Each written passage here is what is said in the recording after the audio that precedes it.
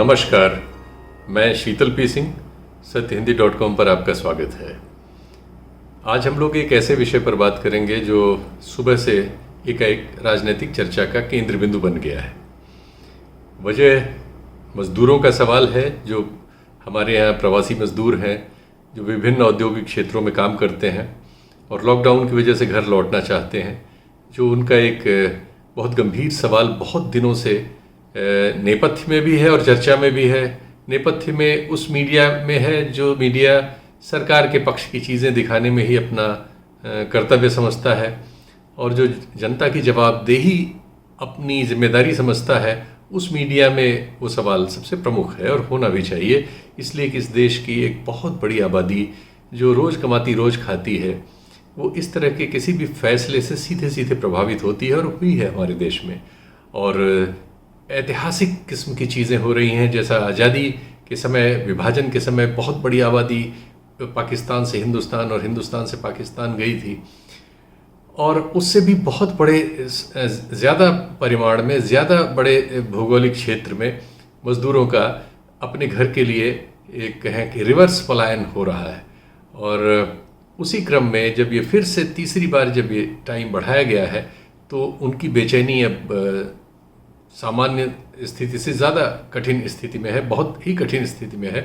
और इसलिए सरकार पर दबाव बना कि उनको घर वापस लाया जाए, उनके लिए घर आने का प्रबंध किया जाए। चूँकि ऐसी बहुत सी लोमहर्षक कहानियाँ आई जिन्होंने जनमानस को हिला दिया, और इसके बावजूद कि मेन स्ट्रीम मीडिया ने उसकी अनदेखी की, वो बात प्रमुखता पा गई। आज उसमें कंट्रोवर्सी इसलिए हुई है कि 2 तारीख को जब इस सरकार ने फिर से इस लॉकडाउन को बढ़ाने का मन बना लिया था, उस समय रेलवे ने एक परिपत्र राज्यों को जारी किया था। ये तय हो गया था कि रेलें चलाई जाएंगी और उनमें इन मज़दूरों को अपने गृह राज्यों में लाया जाएगा। तो ये जो रेलें चलाई जाएंगी, इनके चलने का और इसमें जो मज़दूरों को लाना था, उनको लाने का एक प्रपत्र रेलवे ने सारे राज्यों को भेजा था। और उस प्रपत्र के आधार पर अब तक जो रेलें जो 2-4 आई हैं, वो उसी प्रपत्र के आधार पर चलीं और आईं। और उसमें जो हुआ वो ये हुआ कि जो मज़दूर थे उनसे किराया लिया गया। उनके बाकायदा रेलवे के छपे हुए किराए की रसीद थी, जैसा जनरली उनका टिकट होता है प्रिंटेड, और उस पर उन्होंने पैसा जमा किया और फिर वो आए, और जो पैसा नहीं दे पाए वो नहीं आए। इस पर आज सोनिया गांधी ने सुबह एक बयान दे दिया और कहा कि कांग्रेस उन लोगों का पैसा देगी जब राज्य और केंद्र सरकारें ये काम नहीं कर रही हैं जिनको ये काम करना चाहिए था। तो इन मज़दूरों के आने जाने का पैसा जो भी रेलवे का है वो कांग्रेस देगी। फिर इसके बाद राजद के नेता हैं, उनका बयान आ गया, जो इस समय लालू जी के जो बेटे हैं, छोटे बेटे, जो इसका नेतृत्व करते हैं, तेजस्वी का, उनका आ गया कि राजद भी देने को तैयार है बिहार के मज़दूरों के लिए। इसके बाद अफरा तफरी मच गई। उसके तुरंत बाद सुब्रमण्यम स्वामी का एक ट्वीट आया कि उन्होंने पहले तो रेलवे की और सरकार की लानत मलानत की पहले ट्वीट में, लेकिन उसके बाद उन्होंने दूसरा ट्वीट किया जिसमें कहा कि उनकी रेल मंत्री से बात हो गई है और रेलवे 85% उसका किराया वहन करने को तैयार है। इस किस्म का आदेश भी जल्दी निकाल देगी। ये उन्होंने कहा कि इस किस्म के आदेश निकलने ही वाले हैं, यानी पहले नहीं थे, अब ये तय हुआ है, और 15% राज्यों को अपना हिस्सा देना पड़ेगा, ये उन्होंने कहा। उसके बाद मध्य प्रदेश सरकार का इसी तरह का एक पत्र आ गया कि मज़दूर जहां भी हमारे होंगे उनको लाने के लिए जो भी खर्च होगा उनके टिकट का पैसा राज्य सरकार देगी। फिर बिहार सरकार का भी आ गया कि बिहार सरकार अपने हिस्से का पैसा देगी। अब ये तमाम मतलब डैमेज कंट्रोल शुरू हो गया। इसी पर आज आपसे बात करेंगे उन तथ्यों के हवाले से और अफवाहों के हवाले से जो इस मामले में फैल रही हैं। ये चर्चा शुरू करें तो उससे पहले आप कुछ इससे जुड़ी हुई सूचनाएं ज़रूर देख लें। सबसे पहले तो देखें कि जब ये बात आई तो मज़दूरों में किस तरह से, एक तरह से कहा जाए, जो बेचैनी थी वो कैसे सड़क पे निकल के आई है। ये आप मानेसर और गुड़गांव के बीच में मज़दूर अपना रजिस्ट्रेशन के लिए जा रहे हैं, क्योंकि इस मामले में रजिस्ट्रेशन कराना पड़ रहा है। इसमें एक स्वास्थ्य जांच होगी और उसके बाद वो अपना रजिस्ट्रेशन उस राज्य के नोडल अधिकारी और जो भी व्यवस्था की गई है जिस राज्य के वो हैं वहाँ कराएंगे। और उसके बाद उनकी संख्या गिन के, चूँकि एक ट्रेन में 1200 के आसपास मज़दूर जा सकते हैं, तो उस तरह से जत्थे उनके बनाए जाएंगे। उतनी ट्रेन का इंतजाम राज्य और केंद्र की सरकार, रेल मंत्रालय मिलकर करेंगे। तो जरा सा देखिए कि मानेसर में क्या हुआ जब इस बात की सूचना उन तक पहुंची।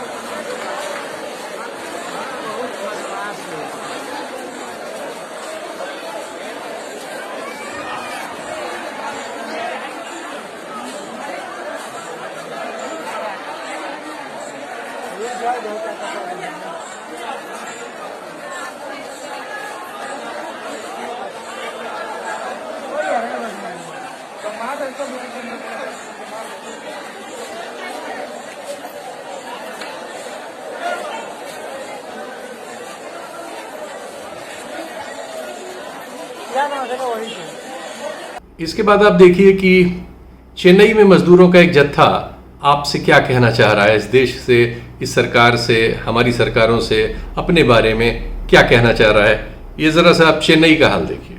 बहुत सारे राज्य से फंसे हुए हैं, जैसे में उड़ीसा, बंगाल, बिहार और उत्तर प्रदेश, झारखंड, ये सभी जगहों के मजदूर यहाँ देख रहे हैं आप खड़े हैं।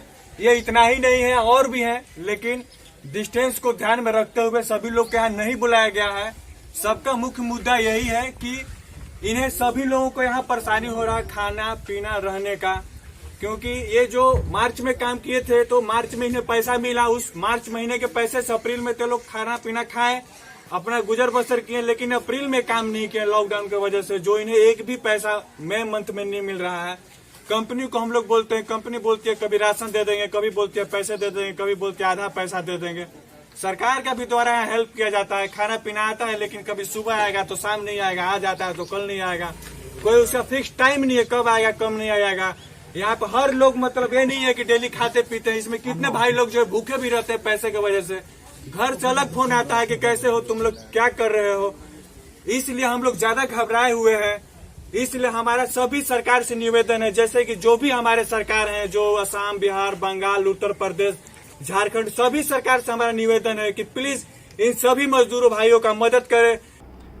और सूरत में तो बवाल हो गया। सूरत में हजारों मजदूर जो हैं सड़कों पे उतर आए, क्योंकि वो बहुत तरह से प्रताड़ित हो रहे थे। उन्होंने बसें किराए पर की थी, बॉर्डर से उनको लौटा दिया गया था। तमाम जो मध्य प्रदेश के डिफरेंट बॉर्डर्स हैं उनमें उन पर लाठीचार्ज तक हुआ, उनके पैसे लग गए और वो पैसे भी खर्च हो गए, और उसके बावजूद वो नहीं आ पाए थे। उनमें बहुत ज़्यादा बेचैनी थी। आज बहुत सारे मजदूर निकल आए और उनकी भीड़ फिर जब काबू से बाहर होने लगी तो फिर पुलिस से उनकी मुठभेड़ हो गई। तो सूरत में आज लाठीचार्ज भी हुआ है मजदूरों पर दोबारा।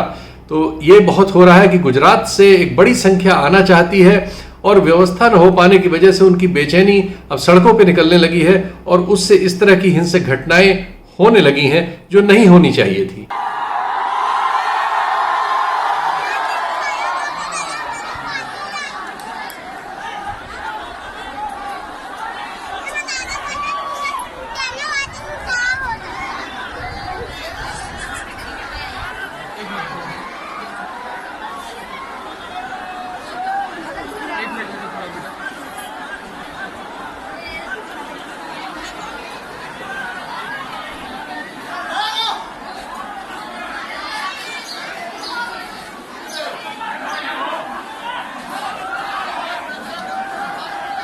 मजदूरों की समस्या अजीब है। वो बेचारे वहां से जो निकल भी आए, जो पैदल आए, दूसरे पैदल साइकिलों से, और बीच बीच में कहीं टैंकर, कैसी कैसी चीजों में किराया देके। एक बार तो आपने देखा होगा एक वीडियो जिसमें एक ये जो गारा बनाने वाली मशीन होती है, जो बिल्डिंग के लिए गारा बनाती है, कंक्रीट वगैरह का मसाला बनाती है, उसमें भर के तमाम मजदूर एक जगह पकड़े गए थे मध्य प्रदेश में। उसमें से वो चले आ रहे थे। तो मजदूरों ने बहुत प्रयास किए अपने घर पहुंचने के लिए, और कई लाख मजदूर घर पहुंच गए होंगे, लेकिन अभी भी लाखों मजदूर इन औद्योगिक सेंटर्स में हैं, क्योंकि इनकी बहुत बड़ी तादाद है। और इससे हमारे देश की, उत्तर भारत की, कम से कम उत्तर प्रदेश और बिहार की, उड़ीसा की, झारखंड की एक बहुत बड़ी मनी ऑर्डर इकोनॉमी चलती है। ये अर्थव्यवस्था के पहिए हैं। लेकिन ये दुर्भाग्य की बात है कि सरकारें इस मामले को इतना धीमी गति से और इतना, मतलब जिसे कहा जाए बेतकल्लुफी से ले रहे थे कि जैसे कोई समस्या ही नहीं है, जबकि इतनी बड़ी मानवीय त्रासदी थी।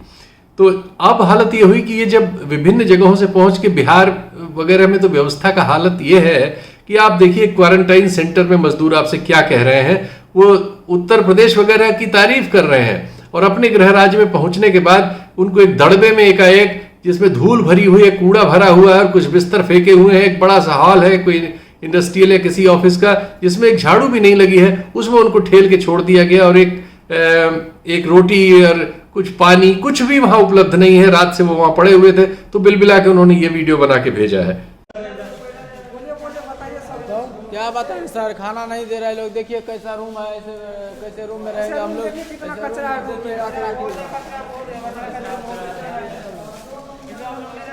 देखिए कबाड़ की तरह ऐसे ऐसे में कौन रहेगा। देखिए कैसा, देखिए इसमें हम लोगों के लिए कोई सेफ्टी नहीं है बिहार में, ऐसे ही बुला लिया है। क्यों बुला है? इससे अच्छा तो हम लोग को जाने देते। कभी फैला हुआ कचरा फैलाया हुआ, इसी कचरा में सोने वाले हैं और बोलते हैं कोरोना वायरस का पालन करिए। इसमें कोरोना वायरस का पालन होता है इसी कचरा में। अब हम मूल प्रसंग पे आते हैं। मूल प्रसंग है कि आज जो कंट्रोवर्सी हुई, जो सोनिया गांधी के इस बयान के बाद कि कांग्रेस इन लोगों का किराया देगी मजदूरों का घर आने का, कि संकट की इस घड़ी में भारत सरकार और रेल मंत्रालय घर वापस लौटने के लिए रेल यात्रा का किराया और स्पेशल चार्ज वसूल रहे हैं। उम्मीद थी कि दाम में आए हजारों करोड़ रुपए पर पहला अधिकार हमारे राष्ट्र निर्माताओं का होगा और इस पैसे का इस्तेमाल अब सबको सुरक्षित और निशुल्क रेल यात्रा के लिए सबसे पहले किया जाएगा। पीड़ा यह भी है कि ऐसा हुआ नहीं।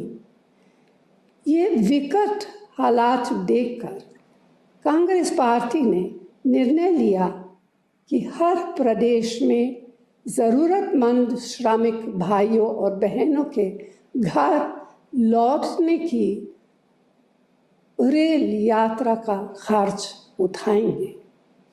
उसके बाद जो एक तरह से डिफेंस मैकेनिज्म कहिए कि शुरू हुआ सरकार की ओर से, सबसे पहले आप देखिए रेलवे का वो प्रपत्र जो 2 तारीख का है, इसी 2 तारीख का, और उसकी ये आप स्क्रीन पर देख रहे होंगे, रेलवे का हमने पूरा प्रपत्र लगा दिया है जो उसने राज्यों को भेजा। और इसमें जो इसका प्रपत्र का 11वां नंबर का पॉइंट है, इसका 11वां नंबर का पॉइंट, इसका शीर्षक ही है सेल ऑफ टिकट्स, यानी टिकट बेचने के बारे में। और इसमें बाकायदा लिखा जाता है, वो पूरा डिटेल बता रहे हैं कि वो छाप के देंगे टिकट, राज्य तय करेगा कितने 1200 लोगों को लेके आना है, उन 1200 लोगों से वो जो किराए की दर है उसका टिकट राज्य वसूल के और रेलवे को जमा करेगा। बाकायदा पूरी प्रोसेस लिखी हुई है। इसके बावजूद आज जब सोनिया गांधी का बयान आ गया तो ये लोग कह रहे हैं कि नहीं नहीं, ऐसा तो नहीं कहा गया था, और 85% सेंटर देगा और 15% राज्य देंगे। जबकि सुब्रमण्यम स्वामी का ट्वीट अभी आप स्क्रीन पर अब देखेंगे। सुब्रमण्यम स्वामी के दोनों ट्वीट देखिए। पहले उन्होंने अपनी सरकार की लानत मलानत की है, बाद में उनकी पीयूष गोयल से बात हुई है और पीयूष गोयल से बात के बाद वो ये कह रहे हैं कि रेलवे अब इस आशय का पत्र जारी करेगा। विल है इसमें, वो अंग्रेजी में लिखा हुआ है विल, फ्यूचर सेंटेंस है, यानी अभी तक ये फैसला नहीं था। अब फैसला उनके हिसाब से, उनके ट्वीट से बिल्कुल ये नजर आता है कि उन्होंने जाके बेइज्जत किया होगा कि ये पूरी कंट्रोवर्सी का फायदा कांग्रेस ले जाएगी और आप लोग ये क्या कर रहे हो, 10, 20, 50 करोड़ 100 करोड़ का खर्च है मजदूरों को लाने का, या 1000 करोड़ का भी हो तो ये तो जिम्मेदारी है सरकार की। अगर सरकार इसको नहीं करेगी तो कांग्रेस इसका बेनिफिट ले जाएगी।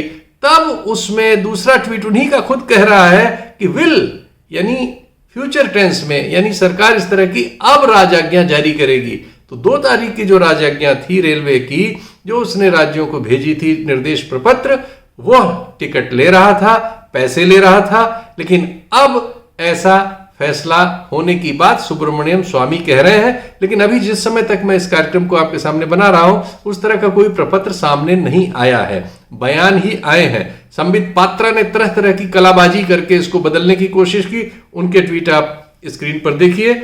और जो उनका आईटी सेल है उसके अमित मालवीय ने भी यही कोशिश की कि ये 85% वाली बात जो सुब्रमण्यम स्वामी के एफर्ट से बाहर आई है, उससे पूरी चीज को घुमा दिया जाए और कुछ पुराने परिपत्र जो होम मिनिस्ट्री के थे या और थे, उनमें से किसी बात का टेढ़ा मेढ़ा फायदा उठा के, उसमें से एक परिपत्र में होम मिनिस्ट्री के, जो आप स्क्रीन पर देख रहे हैं, ये लिखा हुआ है कि किसी स्टेशन पर टिकट का पैसा नहीं लिया जाएगा। लेकिन यह नहीं लिखा है कि टिकट का पैसा ही नहीं लिया जाएगा। तो यह लिखना कि किसी स्टेशन पर टिकट का पैसा नहीं लिया जाएगा और पैसा ही नहीं लिया जाएगा, दो अलग अलग बातें हैं। लेकिन यही सब तो करता है आईटी सेल और ये संबित पात्रा जैसे प्रवक्ता, ये झूठ को फुर को झूठ बनाते हैं। तो ये वही कर रहे हैं, वही कलाबाजी सुबह से इनकी चल रही है। जा रही है इसमें 24 कोचेस है, 24 कोचेस है। हर एक कोच में सोशल डिस्टेंस रख के 54 पैसेंजर्स को बिठाया जा रहा है। लगभग 30 आवर्स की जर्नी है और इसमें जो टिकट रेट है वो 800 रुपये हर एक पैसेंजर से लिया गया है।